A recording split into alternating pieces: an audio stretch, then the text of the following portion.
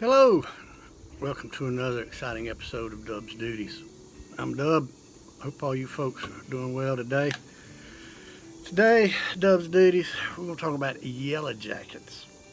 No, I'm not talking about the mascot of that trade school up on North Avenue in Atlanta that the Bulldogs whoop up on every year. I'm talking about the insect yellow jacket. I'm sure all my southern friends down here are familiar with them, but in case you're not, it's a little flying insect, burrows down in the ground. They usually go in swarms. Not as big as a wasp, they're kind of tiny, but they got a stinger that's about a foot long and it's loaded with napalm. So today, out working at Peacock Plantation, I had just dropped me a couple of sweet gum trees and went and got down on my knee with the chainsaw. I was gonna take care of the stump on it, and I heard a buzzing sound, and I said, darn, that sounded like a chainsaw right here, but it was not. It was a swarm of yellow jackets, thousands of them. Okay, well, hundreds of them.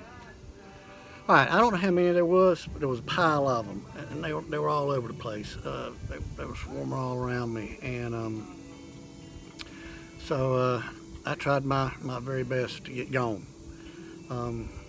Now, when I was a younger man, I was pretty fast, pretty fleet of foot. Back on the fugitive squad, like back up in Atlanta, when I was really fast, I was the chaser. Now, what a lot of folks don't know is when the popo jumps out on somebody, their natural reaction is to flee, and they'll take off like a scalded dog. When I was a younger man, I could pretty much keep up with them and run them down and at least hold on to them till help got there. Got a little older, might have lost a step or two, but being a runner, I always had good stamina. Another lesson you learn chasing folks, they're gonna take off like a blister and be gone, but after about 100 yards, they're gonna run out of gas. So my job was to go as fast as I could, keep an eye on them, and when they ran out of gas, I still had plenty. I could catch up, play a little catch up, if you know what I mean. Try to impress upon them the folly of running from the police. Last few years, I pretty much just stayed behind the wheel of a Silver Bullet and chased them with that, because you can clip them with the door or whatever. But today, when I got into that swarm of yellow jackets, you would have thought it was 25-year-old Dub, because I was running. All I was doing was trying to get gone. Y'all have seen Forrest Gump when they go run, Forrest, run? Well, today was run, Dub, run. And funny thing, when you get into something like that, you take off, but you really don't have a destination other than to get the hell out of where you are.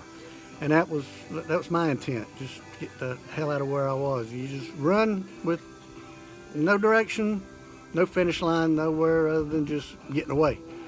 I was glad I didn't run into a tree, because when you're swatting at them and you're running, I'm sure it looked comical.